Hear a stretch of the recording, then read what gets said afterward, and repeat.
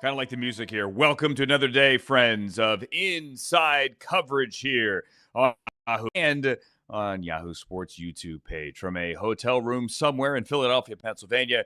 My name is Andrew Siciliano. As we sit here today, everybody synchronized their watches and their calendars. We are exactly 3 weeks away from kickoff 2025. We are 3 weeks away from actually in the same town where I sit right now, not far from where the Eagles and Browns had a joint practice today. At Lincoln Financial Field, the Eagles and the Cowboys will open up the season 3 weeks from today. Charles Robinson, Frank Schwab, gentlemen, please, it cannot get here soon enough. He says unsarcastically, yes. I agree that 3 weeks, wow, you put it in that perspective, and it's right around the corner, and it just seems like we still have like a million years of the preseason to go. You just get the season here already. We have a lot we're at a point we still have a lot to sort out. That's what's kind of crazy. Yeah. You know, what some of the injuries now that have cropped up, now some of the court decisions that have come in now open up a whole nother avenue of, hey, when is this guy now going to get into camp? If we're talking about Quinshon Judkins, Isaiah Bond, what's going to happen with Isaiah Bond now? Some quarterback battles that we're still waiting to see sort themselves out. And I was in Jacksonville today, and I'm still wondering how exactly they're going to use Travis Hunter on each side of the ball. So I'm dying to hear what went down at Jacksonville today. Charles, you were there for their scrimmage. I was at Eagles joint practice number 2, where Myles Garrett, I believe, had 37 sacks. If they were actually keeping track, I think he would have broken the single season record. Even Steeler fans would admit today that his performance was spectacular. We'll get into that coming up in a second. But Charles, you did kind of teased the entire theme today. This is a little bit of a court TV edition of Inside Coverage. And yes, we have plenty of football sprinkled in again as well. And we have Mike Vrabel once again getting down and dirty and rolling around trying to break up a fight at Patriots camp. Let's get to, however, the stuff off the field, because a lot of the news in the last 90 minutes before we come on the air at 6:30 Eastern time here is court-related. You mentioned Quinshon Judkins. We are closer to a little bit of clarity here for the only remaining unsigned draft pick out of the entire 2025 draft class. That is for any of the 32 teams. The Browns took the running back 36th overall out of Ohio State. He has yet to sign a deal as he was facing charges in Florida for domestic violence. Today, those charges were dropped. No charges against Quinshon Judkins, as Andy Slater, initially Fox in Florida, reported that the state's attorney has determined that there is not enough evidence to move forward. There is a he said, she said aspect to this, and while there were bruises and there were bruises visible, that there was no video evidence when they were checked hotel. Not everything with the story checked out, and they decided that they could not move forward here. So the question now is, does Quinshon Judkins sign? What happens with league discipline? Is there potentially a commissioner's exempt list? The word from Brian McCarthy, the NFL PR head, says this matter is still under investigation. Charles, what do you know on this one? Yeah, I mean, you know, for the league office, Lisa Friel still, she's going to handle this. As Brian McCarthy said, the investigation's ongoing. There are times where you can get a grand jury that advances a no bill, which is basically saying, look, we've heard everyone. we don't see something chargeable right now based on the facts that were presented to us, which is the case of what happened with Quinshon Judkins. And, essentially when, you go through that process, the league steps back and says, okay, we still have oversight here. We can look at this and we can determine if there's something else here that may not be chargeable from a legal standpoint, but does violate some aspect of the personal conduct policy. We can step in and there can be, as you said, a commissioner's exempt list situation. There can be a suspension. That could still happen for Quinshon Judkins. But as of now, as you said, as the facts were laid out by the prosecution, or what would have been the prosecution, ultimately you had a scenario where there's two individuals who had their side of the story. There were gaps in timing when they were together, and it led to what I believe they thought would have been reasonable doubt if you would have taken this case forward. It was not viewed as a winnable case, and that's ultimately why charges got dropped. By the way, the no bill, I apologize, I'm mixing up my cases here. The no bill was the Isaiah Bond. I will explain that later. Right. Which we'll get to that was just a straight drop. Coming up in a second. I mean, too many court cases coming in. Too many Browns court date. Yeah, too many only Browns one is issues, right? technically only neither one's is Brown, Frank. Right now. Frank, Technically, neither is. Only one was currently. drafted by the Browns, Frank. So all right. it. Well, yeah, there's one team that this always comes up with. Real quick, I'm not going to get into legal stuff. Charles did a good job of that right there. But I do think that it's worth saying, as you talked about, Charles, this doesn't mean that Judkins is going to be like starting running back week one. Like, even if the NFL does nothing in this, they just say, okay, you're fine. No suspension because the charges were dropped. Basically, the train has left the station. Like, we've had all of camp. But even if he signs tonight, he's not going to get any practices this week. Obviously not going to play in a preseason game this week. All of a sudden, you're in the third week of preseason. He's not going to be ramped up enough to even play in the third preseason game, I wouldn't doubt. Again, the train has left the station. Maybe Judkins can be a contributor at some point this year. I highly doubt it. It's probably it's just a kind of a lost year for him. Maybe late in the year, but to miss an entire camp like this, you're not going to contribute much. Even if, and the NFL could still come in and suspend him. I would push back against that, Frank, because he was in the entire offseason program. He was there, rookie minicamp, OTAs, mandatory minicamp. I agree with you. Week one seems to be, that would. I think it's going to be a tough transition for any rookie. Any rookie in this. I agree. I get what you're saying. I just think it's going to be a tough thing for him to get really acclimated and be a what they expected him to be. That is absolutely fair. You just don't know what the league discipline, if any league discipline comes down, will be, and that is the question mark now. So let's assume that he eventually comes in, maybe even next week, signs his contract. Then how does the league respond? Do you automatically put him on the commissioner's exempt list? Do you wait? Is the investigation still coming from Lisa Friel and the league office? All of these remain unanswered. If everything magically went away tomorrow, yes, I'm with you. Week one, unlikely big-time contributor, but he was with the team through the entirety of the offseason program and mandatory minicamp. He has Jerome Ford in front of him, Dylan Sampson in front of him right now. Pierre Strong is here. But before this happened, he was atop the depth chart. But there are still, at this point, many, many unanswered questions as to how the league, no longer legal process, but the league disciplinary process will play out. And I want to put something else in play here. If this was, and again, this isn't to minimize anything. I'm just trying to make an example of when someone sits out. Had it been a hamstring injury, right, that kept him out through, into the third week of training camp. If a player returns from a hamstring injury, there's a ramp up process, and that player they're not lost for the season, right? They're fine. Like he's absolutely, I think, depending on when he gets back in, there will be a ramp up process. You have to be careful because I think, particularly when running backs, wide receivers, corners, when they sit out, especially guys that are tuned, when they sit out a long period of time in the preseason, soft tissue issues are almost always the first thing that hit at some point. So you just want to go through that process where you're very careful. You don't throw a ton at him and you let him work himself into shape.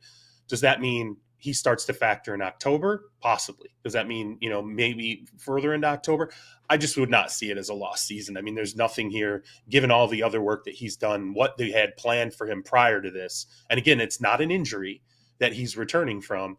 I still think he's going to be a large part of that offense once he gets in there. Yeah, a lot of we don't knows, at least at the moment. And we also don't know what's going to happen with Isaiah Bond. Let's get to that one. For those unfamiliar with Isaiah Bond, he was basically a top 50 to top 100, depending on whose rankings you look at before the draft. Wide receiver coming out of Texas, started at Alabama, and then went to UT. Obviously, Matthew Golden went in the first round from that wide receiver room at Texas. He went to the Green Bay Packers. Isaiah Bond wasn't drafted, however, because in early April, there was a sexual assault allegation against him in Texas. He sued, claiming defamation. That got thrown out. Fast forward to today, Isaiah Bond without a football team, and prosecutors in Texas, Charles, back to your no-bill thing, issued a no-bill, meaning we've decided to not pursue this case further because we do not believe that we could prosecute this case and get a conviction before a jury. So, no bill, Isaiah Bond basically cleared, free now of his legal issues. Isaiah Bond shortly thereafter posted on Instagram and on Twitter that he would like to thank Jimmy Haslam, owner of the Cleveland Browns, and that he is going to sign with the Browns. He's not signing with the Browns today. That is not going to happen. Mary Kay Cabot, beat writer, Cleveland.com, used to be known as the Plain Dealer, reports tonight that the Browns have done due diligence.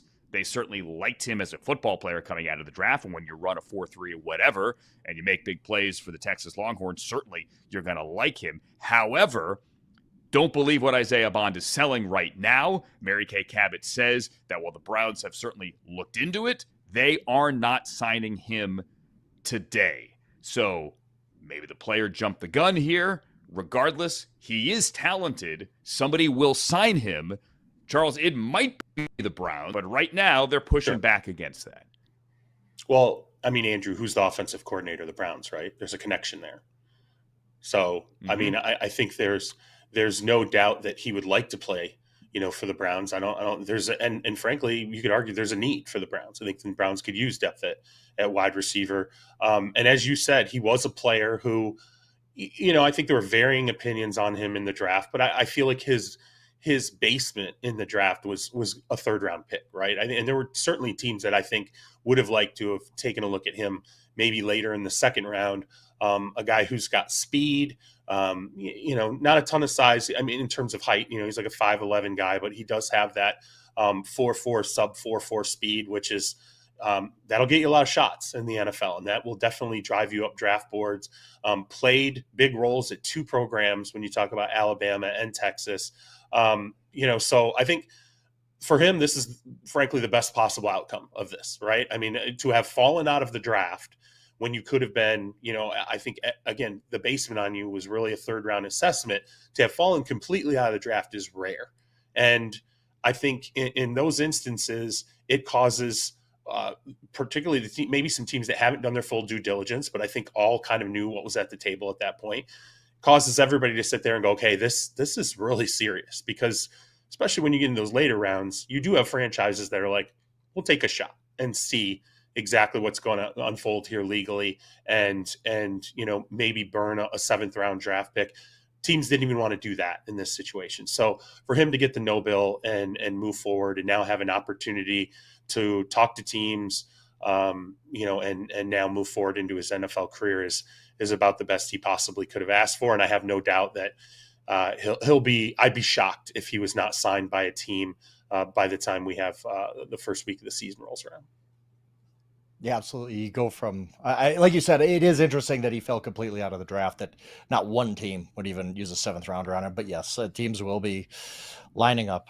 He has the talent. You're basically getting at worst, a third round pick kind of for free now, if you can live with the PR hits and all that kind of stuff. And if you've done your due diligence, and we'll see which team it is. But yes, he gets to choose where he goes now. And instead of some team using a seventh round pick on him, and there's honestly probably teams that are like, we should have just used a seventh round pick on him and lived with the result one way or another, because, only one gets to sign him now. You mentioned the connection there, Charles, just buttoning that up. But Tommy Rees, offensive coordinator for the Browns this year, was the OC 2 years ago for Alabama. Last year, he was the Browns tight end coach. This year, bumped up to OC. So, yes, there is a connection there. I promise this entire show is not going to be about courts and discipline. I promise. However, let's talk Rice, because We find out now today, Charles, the date of Rashee Rice's hearing, his disciplinary hearing. He is in front of Sue L. Robinson, the federal judge who, when last we heard her name, was ruling for an 11-game suspension with Deshaun Watson. Disciplinary hearing is now set for September 30th, which means the Chiefs will play 4 games before Rashee Rice has his hearing. They'll go to Brazil to play the Chargers. They'll play the Eagles. They'll go to the Giants. And then they'll play the Baltimore Ravens on week 4. And then the following Tuesday, Rashee Rice gets his out. Some Chiefs fans may go, that's great. We get Rashee Rice the first month of the season. Yes. However, let's say Sue L. Robinson takes 2 weeks to make her decision, which is what happened, by the way, in the Deshaun Watson case a couple of years ago. And then let's say it's a multiple-game suspension. The Chiefs could be looking at the second half of the season without their number 1 target at wide receiver. Yeah, absolutely. And I think, this is really something that the Chiefs wanted to have buttoned up. They did not want to be dealing with this in the middle of the schedule. I think they were fine with, look, the process is what it is. We need to go through this, but they didn't want it to be now a scenario where they're sitting there going, okay, great. Well, we have our number 1 wide receiver. And as you said, and I don't see a lot of people pointing that out, but it's very poignant. We don't know.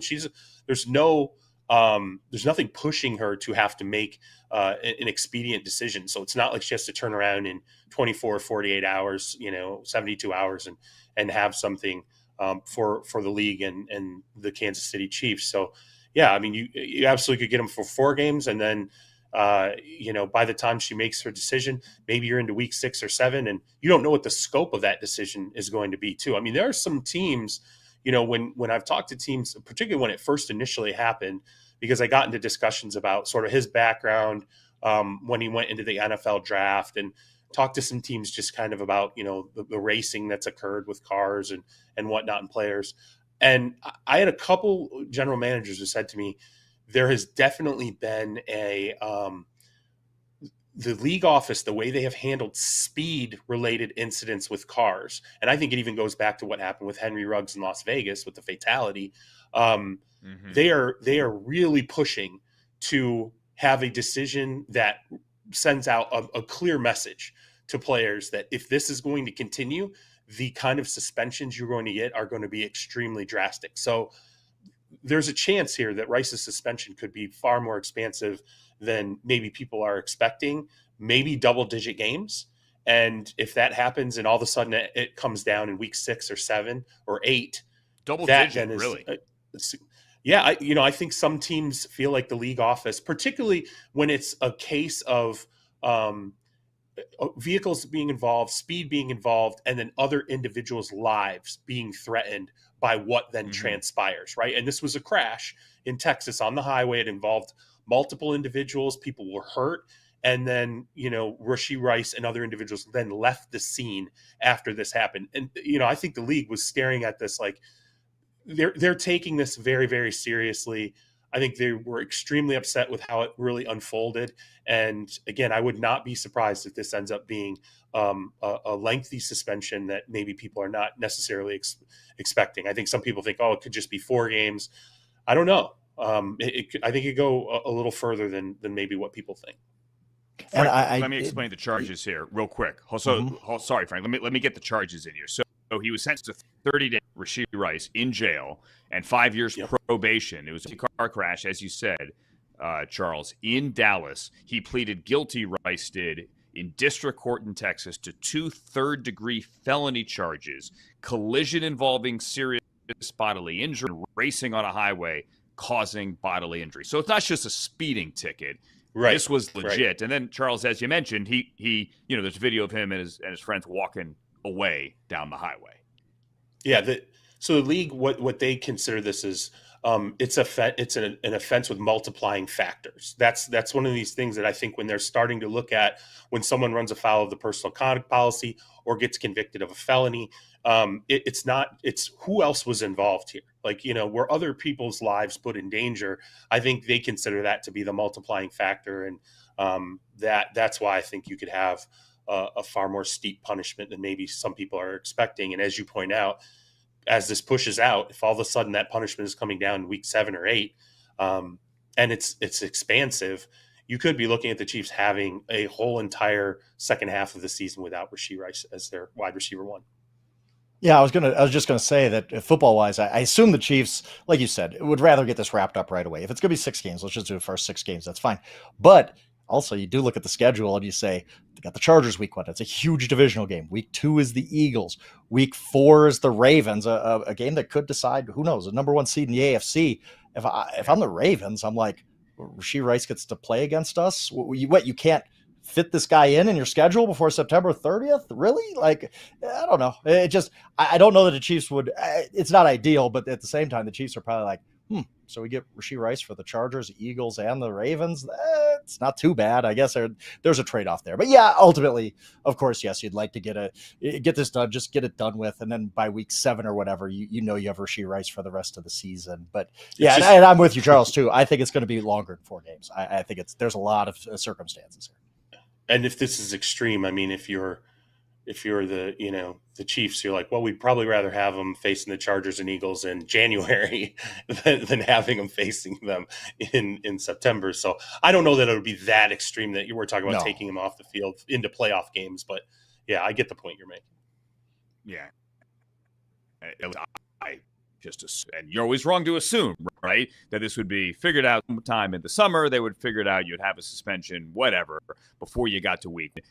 And then heard the news today. Oh, we got to wait till August 30th, or I'm sorry, September. I could just hear like all the fans who hate rigged for the Chiefs. By the way, it isn't. Pipe down, okay? Calm down. Going, oh, great. Now Mahomes gets from the first month of the season. Got to get a couple of games, and that's it. They're doing him a favor. In essence, I don't know that they are doing the Chiefs a favor. He's going to get some kind of suspension. Logic dictates at some point. And if this thing drags on and then you just hit him for that stretch run the second half of the year, that is far from ideal. I mentioned this is not going to be a TV show.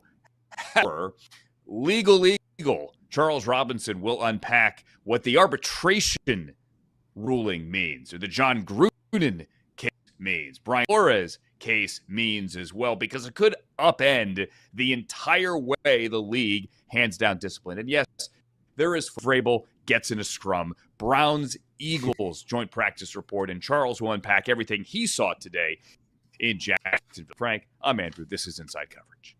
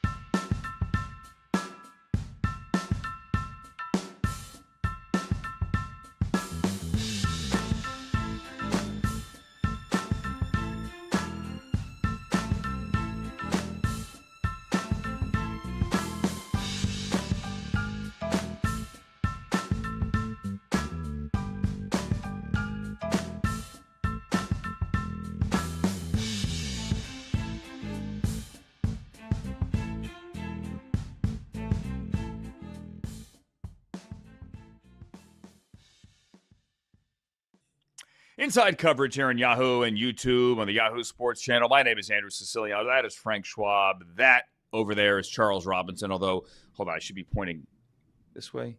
Yeah, whatever. I don't know. I'm all screwed up in my hotel room trying to figure out which way I'm pointing because I'm looking at the camera, not looking down at the monitor. We have the Rashee Rice story, the Quinshon Judkins story, and the Isaiah Bond story. This is going to get a little bit in the weeds here, but this is important, and let me explain to the average NFL fan why it is important. It has to do, guys, with arbitration. And the league basically has a system that if you are disciplined and you appeal, the appeal very often goes to the commissioner. Now, there are also appeals officers, right, that the league has as well, usually former players, but very often the fun can go all the way up to Roger Goodell. John Gruden and Brian Flores both have pending cases. When it comes to Gruden, he claims that the league released or leaked emails, and that led to his firing with the Raiders. He has a suit in Nevada. Brian Flores has a suit as well. He couldn't get a head coaching job after the Dolphins fired him. In both cases, Charles, there are now rulings pushing back against the concept that Roger Goodell, or the head of any corporation, as the final arbiter of discipline within that structure, doesn't work. Take it from. Yeah. So you have, I mean, what people need to understand is when both Gruden and Flores brought these lawsuits, the way the NFL responded was, okay, sure, you want to bring those lawsuits? No problem. Run them through our arbitration systems. You know, you're part of the NFL. The arbitration system exists, and it covers everyone in the league, including coaches. And both Gruden and Flores said that's improper. We are not covered by this collectively bargained process that really you use with players. When players are trying to appeal things, we should not be subject to that. And if we feel like our rights are being violated, we should be able to go through the normal court system for some type of restitution. The NFL has argued against that. You've had both cases have run their course through different court systems, appeals courts. They've kicked up at various levels of legal systems. And what you got was the Nevada Supreme Court stepped in and said, nope, we are ruling in favor of Gruden in that, as what Andrew said, you cannot have an arbitration system in which you're going to force John Gruden to go through it, and the ultimate arbiter is one of the individuals he is effectively accusing of wrongdoing, and thus John Gruden should be allowed to move forward in normal fashion with his lawsuit, which would just, if it moves forward in that realm through the federal court system, you're going to look at it as the process of discovery, the process of actually having a jury trial where people, if it convenes, will have to sit and testify. Basically, it's open kimono for the NFL when it comes to the John Gruden case in the fashion which the Nevada Supreme Court has now pushed it.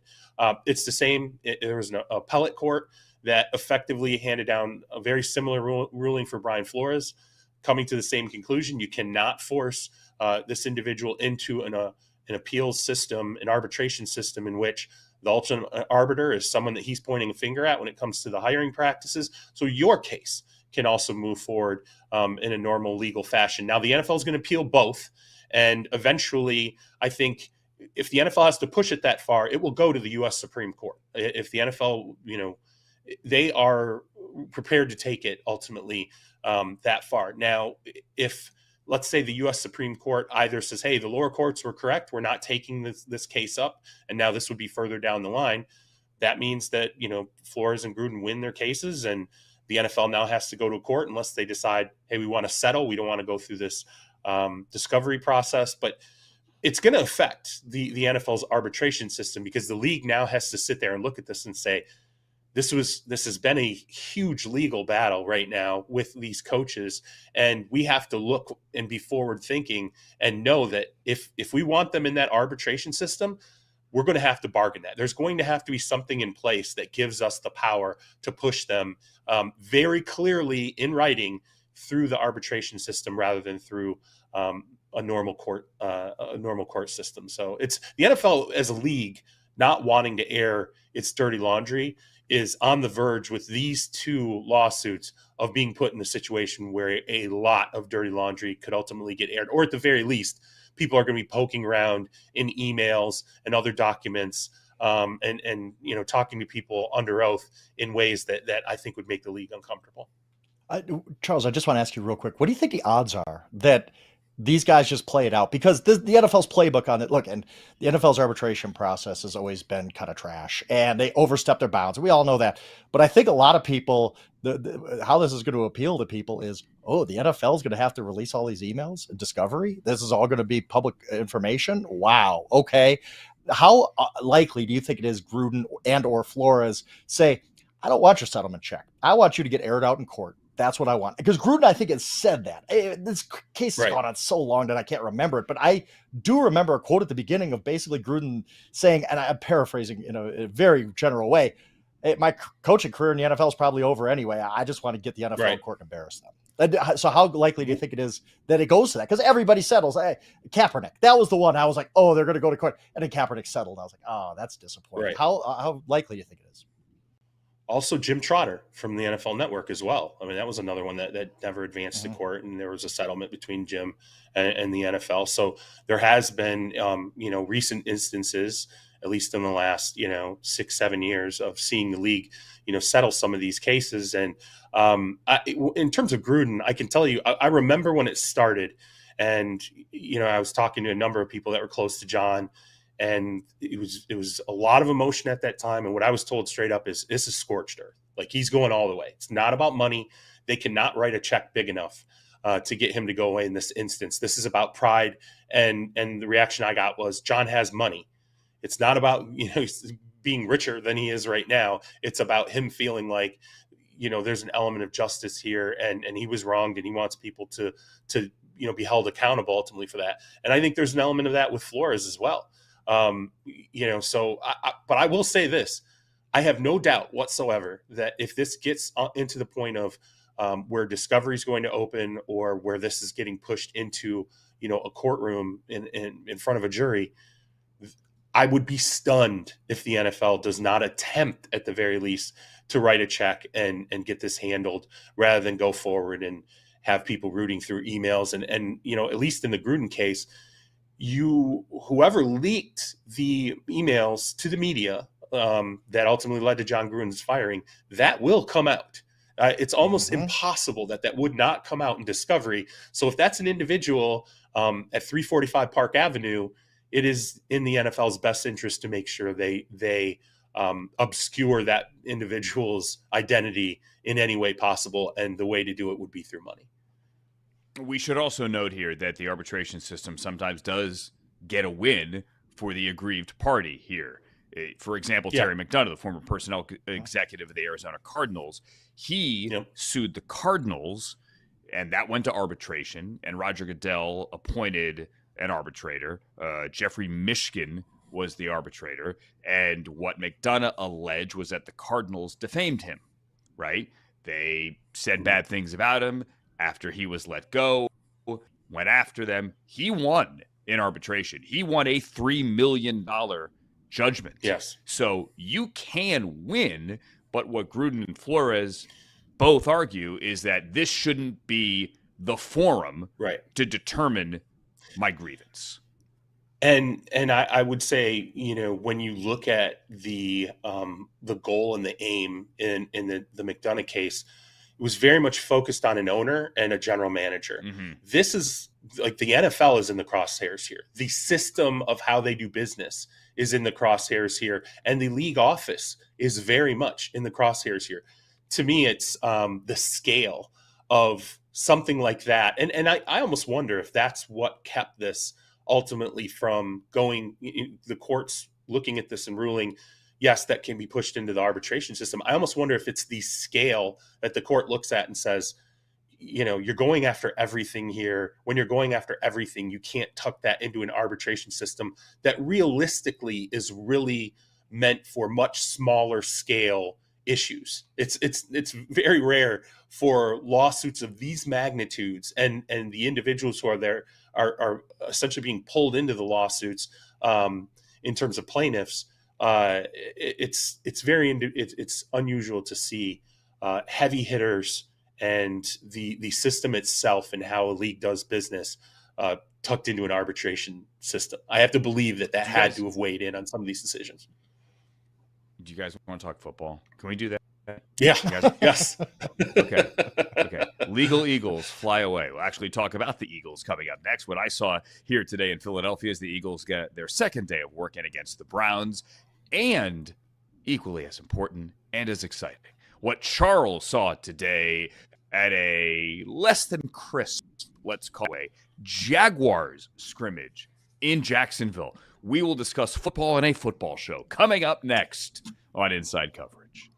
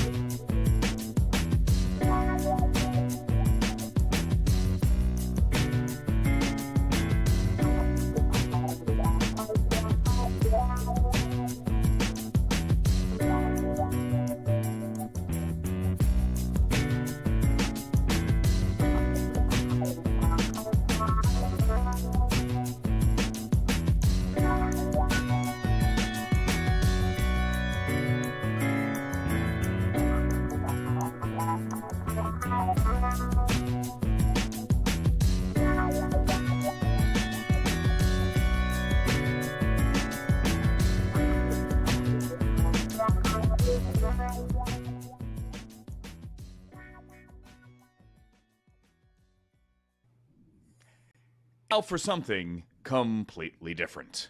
We'll talk about football.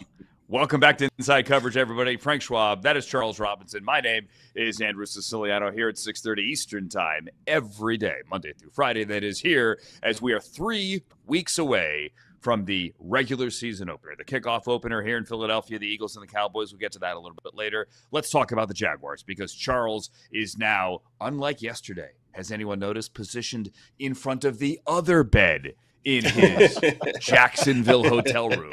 Why you gotta bring that up, man? No, I think, look, that's a trick of the trade. Like, there's a curtain behind you, Charles. We are taking the viewer behind that curtain, literally and figuratively, to show you how the sausage is made. It's the perfect segue because, like this half of the room, the Jaguars were a mess today. Okay. The only difference is we couldn't just keep them off camera. we couldn't keep it. Yeah. It was that bad? It was extremely hot, and so they had a high intensity scrimmage today, which is basically let's take the ones and let's run the ones against the ones. Let's run the twos against the twos, the threes against the threes. And it's not going to be, full game, speed and hitting and everything, but it's going to be close, right? They've got to go play the New Orleans Saints in week 2 of that exhibition season. And I think they really wanted to get a measurement of where they were at. I think there were 7 drop passes today and the penalties were in the double digits. So it was certainly not clean in any respect. And, there was even a moment where, downfield, Travis Hunter dove for a ball that was certainly out of reach for him. He landed really hard and kind of laid on the ground there for a second. And I'm just, I'm like, oh my God, this is going to go from rough to extremely problematic for them. But he did pop up. He shook it off. He was okay. But, you can see when you look at the offense right now and you talk to people in the building, there's still a level of absorption of Liam Cohen's system that Trevor Lawrence is going through right now. And I do think one of the things that they're happy about is his discipline as far as his mechanics. they can see it's gotten better already. And that was certainly something he did for Baker Mayfield in Tampa Bay. And it's nice to hear because, Trevor Lawrence being tall, you have a big wingspan. Quarterbacks like that can sometimes get loose with their mechanics, and that's how balls end up sailing. You're a little off. Your placement's not perfect. But if you can get to the point where you're really, you're disciplined, you have a compact throwing motion, your feet are where they're supposed to be. That was something Lawrence talked about today, is now it's become second nature. He's not thinking about how he's supposed to be planting his feet in, shotgun formations or sometimes when he's throwing on platform. So he's feeling the progress. But again, in this practice, you could see there's still a ways to go in terms of just how seamless this runs and how clean it's going to be. But it's better that it's happening now on August 14th than be talking about this, say, on August 28th, right? They still have time, I think, to continue to get this on the rails. I don't like hearing this about my AFC South championship pick, the Jaguars. This is bad, Charles. They were 4-13 last year, Frank. Hey, you gotta be out on some limbs, right, boys? So, but really, what we got to ask, contractually obligated to ask, how did they use Travis Hunter today? Was he? I know you said maybe that limited him a little bit, the hard fall he took. How are they using him? Did they use him kind of like the preseason game where it was like, oh, first team offense, second team defense? Okay, now we can figure out a little bit about his usage. So he began with defensive snaps today. Like it was primarily he was out there with the defense initially, but they did rotate him. He got good usage. But when I had a chance to speak to somebody in the building about where this whole thing was going forward with Travis, and two things that I thought were really interesting is he agreed the data set for how much he can be used is there's no real data set right now because you have to throw out Colorado. What happened in college gave him the opportunity to step in the NFL and try to play on both sides of the ball, try to start on both sides of the ball and play a high number of snaps. But because the NFL's level of intensity and study and speed and all these other things are different, it corrupts that entire data set. Now it's like they're building the data set now. They're watching now. They're studying the GPS now, and they're learning really what the true data set is ultimately going to be. And I would argue they won't really have it until they're halfway through the season or maybe through the full 2025 season will they actually understand how exactly they can rotate him. And the second thing that the person I was speaking to talked about and really hit me was, they're going to use the rotation in the best way possible that affords them the ability to win games. And to do that, sometimes you have to put an opposing team off kilter, whether it's offensively or defensively. So you have opponents who come in going, okay, well, based on the first 3 weeks of the season or 4 weeks or whatever, this is what we're going to get from Travis Hunter. But the Jaguars decide, no, you know what? 85% of his usage is going to be on the defensive side of the ball, and the opponent's not prepared for that. Or 100% of the usage is going to be on the offensive side of the ball. And again, that's a mismatch that you create that maybe the opponent isn't necessarily expecting. So it's just interesting to see how they're really working through this. And the last thing I'll leave you with, and this blew my mind because I had never thought about it. James Gladstone, the general manager there, they love their data. They love, pulling together a million threads to really come up with, all these different aspects of how they want to move forward culturally and with players. And right now with Travis Hunter, something that resonates in their building is if they pull this off successfully, they'll be the only team in the NFL that has proprietary information and a system that they created on their own of how to actually handle a two-way player in the NFL, which then would allow them effectively to move forward and say, can we find a second two-way player in the NFL? Is there someone else out there in the college ranks? If Hunter resonates and you start to have younger players on the college level say, hey, I want to play two ways. Well, the Jaguars technically would be ahead of the curve because they're the first ones who are really doing it on this scale, and everything they're learning and refining right now is going to be something they can use to their advantage down the road. It is interesting because it's like saying, hey, I have a unicorn. I have a pet unicorn. So now I know what other pet unicorns could potentially look like if I were to find another pet unicorn. But, James Gladstone has said, and Andrew Berry, who obviously worked with him and to make the deal, Browns GM, they have both said, others have said as well, people at the pro day, for example, at Boulder, the guy doesn't get tired. Like, he could run 115 plays. He doesn't get tired. Everybody agrees that can't happen to the NFL. Bucky Brooks, friend of the program, NFL Network draft analyst, and also the Jaguars sideline reporter. He was up in the booth doing color in the preseason TV broadcast as well. Bucky has noted that the offensive side of the ball that people thought would just be easy. I mean, you could say he's wide receiver 1. It is a transition for Travis Hunter because, hey, we're not just holding up cards on the sideline like you're in Boulder, right? You don't just have like a reasonably simple route tree where he's the focal point of the offense anyway, right? Shedeur, look right, there's Travis throwing the ball. Not that everything is that simple. Please don't misunderstand me. But that when you're trying to assimilate on both sides of the ball as a rookie, it's not the physical, that is anyway going to slow down Travis Hunter. It's just the overwhelming nature of learning the intricacies, Frank, of both sides of the ball. Yeah, it's hard. I mean, the challenge is there, but I've said this before and again. And again, I readily admit that I'm just rooting for this to happen because I think it would be awesome. Same. I love watching Absolutely. Shohei Ohtani. I mean, like, guys this special are fun to watch. So maybe I'm allowing myself to be corrupted by that. But you said, Charles, and I completely disagree. I get these guys are smarter than me. They're more advanced than me, all that. But to say we can't use any of the data from him doing this at Colorado, it doesn't matter. It does matter. Everything is based on what we see in college football. Why? Here's why. So I'll give you an anecdote here. Marvin Harrison Jr., when I went through Arizona earlier in the camp tour, right? And I go through and I'm talking to Drew Petzing, their offensive coordinator, and I'm saying, okay, so Marvin came in bigger. I get it. Explain to me, what are you doing with him right now? And let's remember, Marvin Harrison Jr. spent all his time at Ohio State and his entire life basically becoming a technician as a wide receiver. What they're working on with Marvin Harrison Jr. right now is, hey, fighting for the ball at the point of attack. Hey, at the top of your route, you have to be more of a technician because, hey, Marv, you're decently fast, but you're not 4.4 fast. So you're not going to get open just with pure speed. You have to be like, now Ladd McConkey's fast, but he is an extreme route technician at the top of his routes.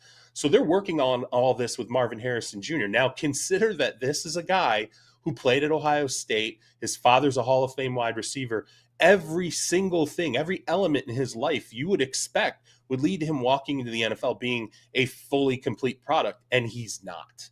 And that's what the Arizona Cardinals are working with right now, saying this is different on the NFL level. You can get by with other things on the college level, but now you have to totally remix it because, your speed, you have to do other things to make up for the speed, your size. And when the ball is thrown to you, it's not a Minnesota cornerback on you anymore, right? It's not a gopher who's fighting you for the ball, who might be 5'8" and 170 pounds. It's a completely different scenario. So now you look at Travis, it's the same scenario on both sides of the ball.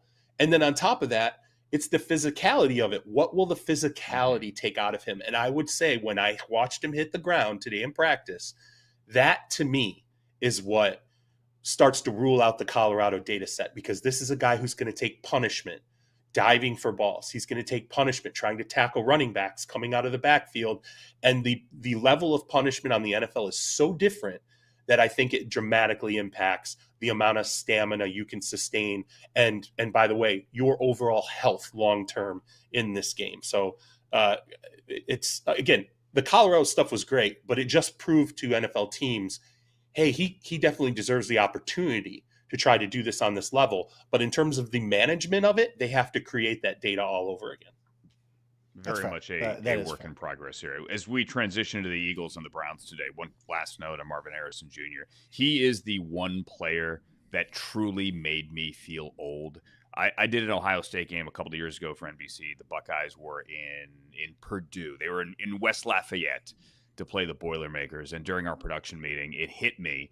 And I told Marvin in the moment, hey, dude, this is going to sound crazy. I was at Syracuse with your father.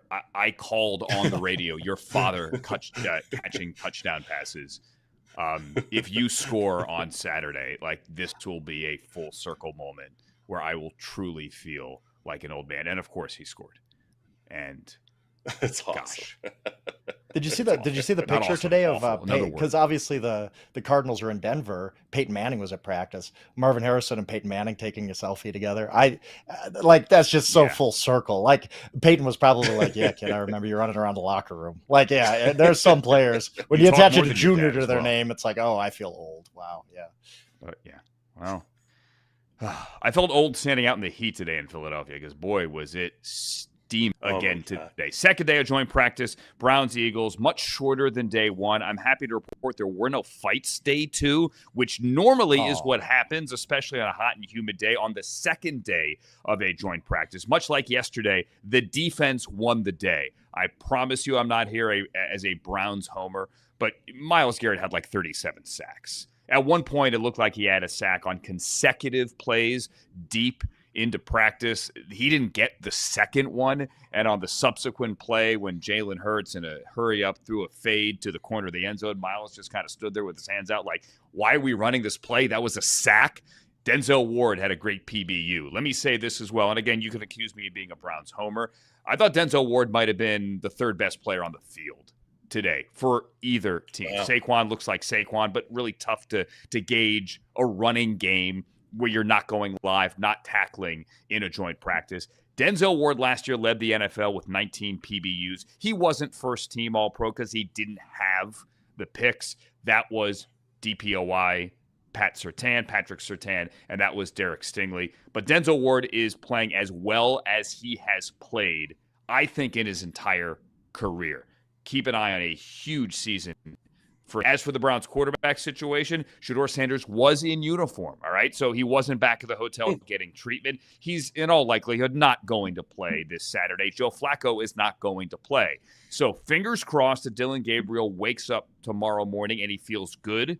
He went out there, worked with the second team, a little bit with the first as well, but with Joe Flacco today. And if his hamstring feels good, then he will be good to go Saturday for the Browns and the Eagles at Lincoln Financial. If he is not, and they play it super cautious, which would be understandable, then guys, get ready for 4 full quarters national TV broadcast of Tyler Snoop. Snoop-a-loop. Yeah, that'll sell. Yeah. I mean, I love Snoop. I don't want to make the joke of saying that'll sell tickets, but I mean, it's definitely a different vibe to it than the Carolina opener. Andrew, I have one question. What do you think if Gabriel plays in this game? Comparatively, when it came to Shedeur, what do you think they are expecting to see? What do they want to see out of Dillon Gabriel? Is it the same thing as Shedeur? Do you just want to see a comfort level? Do you want to see, okay, the thing about Shedeur that was so great in that first game was they saw him in like 15 different scenarios. It was all these different, he's throwing from his end zone, he's sneaking the ball, he's running, he's avoiding pressure, sudden change, he's red zone, yep. Yeah. Everything. Right. Yeah. Are the Browns sitting there going, let's just see that. Let's see him put through every kind of scenario and how he reacts? I think they would say that what they want to see is a clean operation. Like for any rookie quarterback, can you get the play out in the huddle? Can you get to the line? Can you get lined up? Can you get your motion? Speed. Right? Can you set your protection? Yeah. Can you identify your blitzes? Can you play the game cleanly? Avoid the pre-snap penalties? Look like you are in control of the operation. Shedeur did that last week, certainly. Dillon Gabriel, with his 6 years of college starting experience at UCF and at Oklahoma and at Oregon, you would hope he can do that as well. I know people love to go quarterback tracker at practice. I can tell you today that those numbers have no context, don't include like a Dillon Gabriel 2-point conversion, a nice ball, a beautiful layered pass to Harold Fannin. He looked pretty good today. The Browns offense much better today than it was yesterday. But Charles, to answer your question as we go to break here, it's just got to be a clean operation. And I think if they can get that, then that's a step in the right direction for any quarterback in the preseason, but especially for a rookie quarterback. Coming up next, a veteran quarterback. An update on Matthew Stafford's back from L.A. And Mike Vrabel gets down and dirty again. Inside coverage on Yahoo.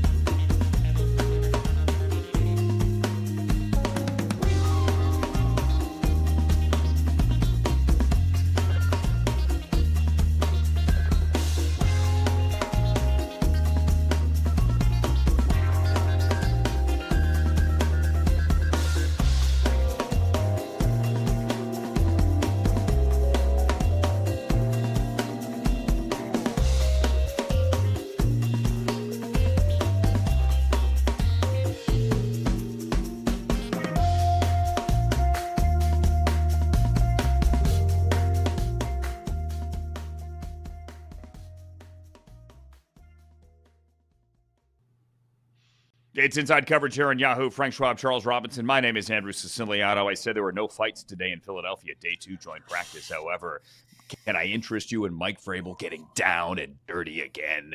Last week at Patriots practice, he broke up a fight and came away bloodied on his cheek. Look at Vrabel, guys. Frank, look at Vrabel actually on the ground rolling around.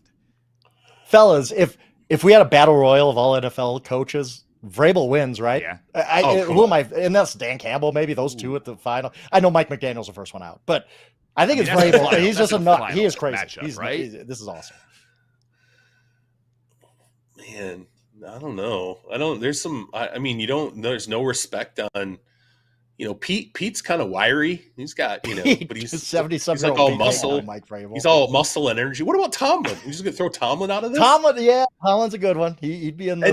I would take Vrabel and Campbell over Tomlin. Yes, I think it's gonna sound.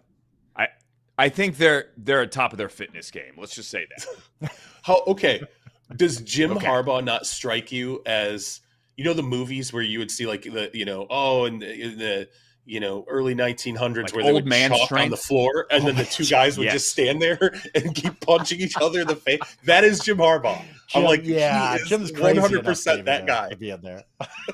All right, we're short on time. I'm going to transition by saying I think Sean McVay is pretty good as well. He's still built. He's jacked. He works out all the time. And I think, low man wins. It's all about leverage. I would put McVay into it, and that's how we transition to do. Matthew Stafford is going to try to test out his sore back again. Crossed. He's going to try to work that back out on Saturday. And then if he is good to go, then maybe, just maybe, he's able to practice next week. That's it. We're done. For Frank Schwab, Charles Robinson, my name is Andrew Siciliano. This is Inside Coverage, 6:30 Eastern Time, every Monday through Friday. We will be back mañana. So long, everybody.